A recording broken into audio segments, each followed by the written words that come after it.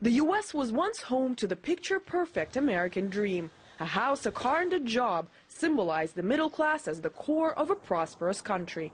Yet, for an increasing amount of Americans, some or all of these are now out of reach. This country was founded on the ideals of life, liberty, and the pursuit of happiness. How can you be happy if you can't pay your rent? How is this American in any way, shape, or form? The new America is littered with millions of homes lost and abandoned, with the unemployed officially at over 13 million still queuing to get a job. Does this mean the middle class is disappearing in the U.S.? There have been 4 pillars that supported the American middle class. The chance to retire, the chance to send your kids to higher education, graduate school, university, the chance to work and afford a comfortable standard of living, and access to medical care. And if we look, all 4 of these pillars are chipped, cracked, or swaying. Today, over 60% of Americans say they typically live paycheck to paycheck, leaving little for college fees, mortgage payments, or retirement.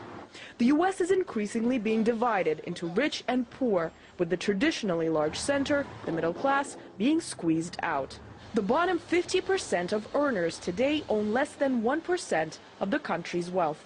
America's gone from the most egalitarian nation on earth back in the 1960s and early 70s to now where the gap between the rich and the poor is the widest in the United States than any of the industrialized nations. So by every indice, the middle class is dead in America. Caleb comes from a traditional American middle-class family. The 23-year-old college graduate lives in a rented basement and says middle-class jobs just don't exist anymore. I was taught all my life in the media and in school that the United States was the greatest country in the world because if you just work hard, you can be part of this magical middle class. I'm part of a generation of youth who will never have this so-called American dream. Finding work on average takes 8.5 months now, and with 6 Americans vying for each job, the prospects for the country's youth look dim. The future that lies is living in basements like I do. Some of them are becoming homeless. Others are going to prison, right? There's increasing crime and drug use and things like that. There's also the wars, right? The military is, they don't have a recruitment problem anymore now that the economy has declined so much. What hasn't declined is military spending. I'm a teacher. There's teachers laid off left and right. This is the future of our country, and we are spending more money. I mean, a tremendous billions are being spent on war, on the war machine. Priorities having a devastating effect on middle and working class America. Melanie Samuels runs a food pantry in New York. She says the face of hunger in America has drastically changed. Now we're seeing people that do have an education, used to have decent jobs, now online, coming in teary-eyed, crying. They never thought this would happen to them.